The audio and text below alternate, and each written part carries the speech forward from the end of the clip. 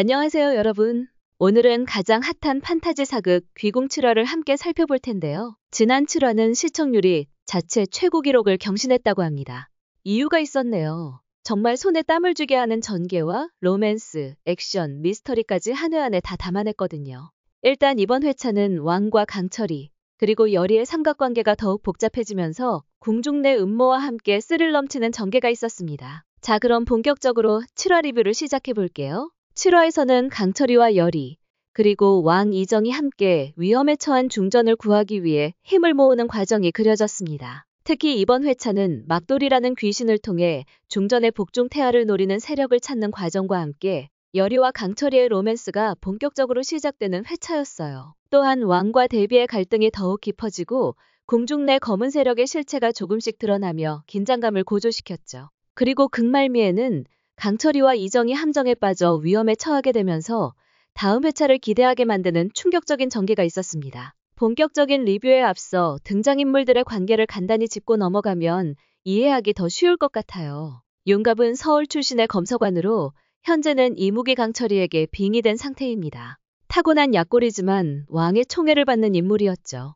지금은 강철이가 그의 몸을 차지하고 있어요. 여리는 애체안경 장인이자 영매로 만신이었던 할머니 넙덕의 손녀입니다. 13년 전부터 강철이에게 시달려왔고 지금은 무당의 운명을 거부한 채 살아가고 있었지만 용갑과 함께 궁으로 들어오면서 다시 귀신들과 대면하게 되었죠. 이정은 개혁을 꿈꾸는 군주로 어린 나이에 왕위에 올라 척신들과 정치 싸움을 벌이고 있습니다. 그의 어린 아들인 원자가 광증에 걸리면서 여리를 궁으로 불러들이게 되었고 이제는 중전마저 위험에 처하게 되었습니다. 대비는 선왕의 계비로 현재 왕실의 최고 어른입니다. 이정과는 껄끄러운 사이이며 자신의 아들인 영인대군의 생존을 위해 움직이고 있죠. 맹인 판수 풍상과 내통하며 이정을 모함하려는 모습을 보이고 있습니다. 이런 복잡한 관계 속에서 7화의 사건들이 전개되었습니다. 이제 본격적으로 7화의 주요 사건들을 자세히 살펴볼게요. 강철이와 여리의 핑크빛 로맨스. 이 회차에서 시청자들의 심장을 가장 요동치게 만든 건 단연 강철이와 여리의 로맨스였습니다. 그들의 관계가 본격적으로 물꼬를 튼 바로 그 순간 시청자들은 각자의 마음속에서 환호성을 지르지 않을 수 없었죠. 막도를 향한 격투 끝에 여리가 살을 맞게 되자 평소 인간의 감정에 무심했던 강철이는 단번에 달려갑니다. 겉으로는 태어난 척 신발 잃어버렸잖아. 불편하지 말라고 라며 여리를 업어주는 장면. 그 장면 하나로 강철이의 내면엔 이전과는 전혀 다른 감정선이 흐르고 있음을 보여줬습니다. 여리는 엎인 채로 자신의 심장이 빠르게 뛰는 것을 감추지 못합니다. 무겁고 낯선 감정이 아닙니다. 13년 전부터 마음속에 품어온 그 사람, 윤갑, 그와 닮은 그러나 완전히 같지 않은 강철이의 모습은 여리의 마음을 더욱 복잡하게 만듭니다. 13년 동안이나 그리워하던 사람이 이렇게 눈앞에 있는데 자꾸 막 스치고 부딪히고 하는데 마음이 동하는 게 당연하잖아. 나도 사람이고 나도 여인인데. 이 장면, 여리의 내면 깊은 곳에서 피어오른 감정이 터져나오는 순간이었습니다.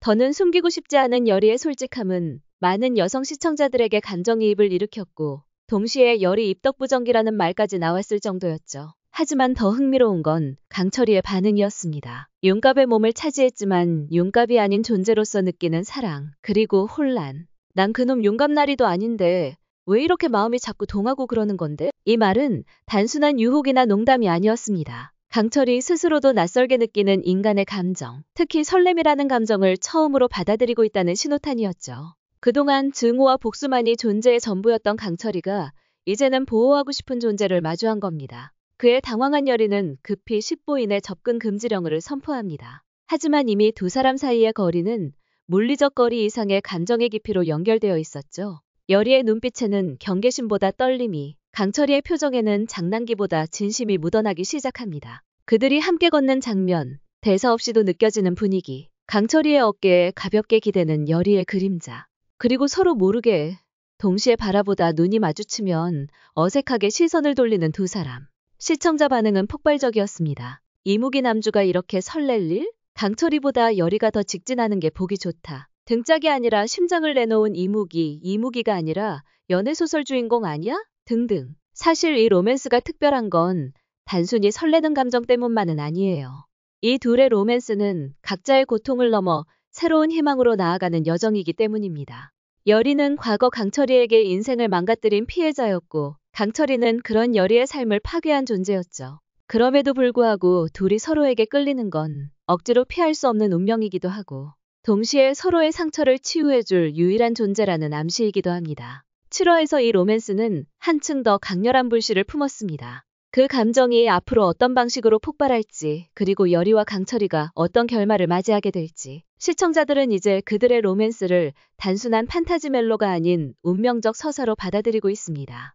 이 장면 하나로 귀궁은 단순한 테마물이 아닌 인물 간 감정과 관계에 치중한 입체적 드라마로서 다시 한번 자리매김했어요. 중전을 노린 검은 세력. 왕 이정은 중전의 베개에 부적이 붙은 해골을 넣은 범인을 찾기 위해 침국을 엽니다. 범인은 평소 대비와 내통하던 나인 앵두였어요. 하지만 앵두는 궁궐 내 검은 세력에 의해 독살당해 입이 막히고 맙니다. 이에 분노한 이정은 자신이 신임하는 영의정 김봉인에게 앵두의 뒷조사를 일임하죠. 이 과정에서 궁궐 내에 뿌리 깊이 침투해 있는 검은 세력의 존재가 서서히 드러나게 됩니다. 대비와 풍산의 음모. 대비는 풍산을 불러 중궁전에서 벌어진 일을 꾸짖었는데요. 풍산은 계속해서 주상이 궁궐에 술사를 불러들여 영인대군을 죽였다고 주장하며 대비의 적개심을 부추깁니다. 대비는 풍산의 주장이 미심쩍으면서도 근거가 있다고 생각해 이정에 대한 적개심을 키우게 되죠. 한편 대비전을 나서던 풍산은 궁궐 안에서 여리와 강철이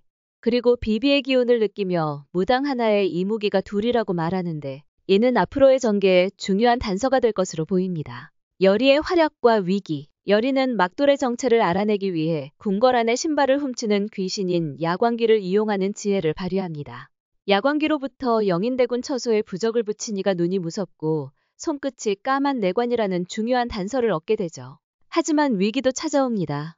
여리를 영인대군을 죽인 범인으로 의심한 대비가 애체안경을 핑계로 불러내 적개심을 드러내는데요. 마침 중전이 위독해지자 이정이 여리를 찾게 되고 결국 대비전에서 이정과 대비의 치열한 기싸움이 벌어지게 됩니다. 극적인 반전과 위기. 결국 여리도 살을 맞아 혼절하게 되고 강철이는 막돌을 잡기 위해 이정을 미끼로 사용하자고 제안합니다. 왕은 분노했지만 중전과 여리를 살리기 위해 위험을 무릅쓰고 계획에 가담하죠. 강가에서 막돌을 기다리며 강철이와 이정은 갈등을 겪지만 밤새 함께 기다리면서 미묘한 전우애가 싹트기 시작합니다. 이 과정에서 강철이가 왕을 싫어하는 이유가 여리와 왕가의 대를 이은 악연 때문임이 드러나고 여리의 외조모인 넙덕의 죽음 역시 왕가와 관련이 있음이 밝혀집니다. 그리고 극말미 강철이와 이정이 함정에 빠졌다는 사실이 드러나며 충격적인 전개가 펼쳐집니다. 사경을 헤매던 여리는 강철이가 막돌에게 살을 맞는 화경을 보고 깨어나 강가로 달려가고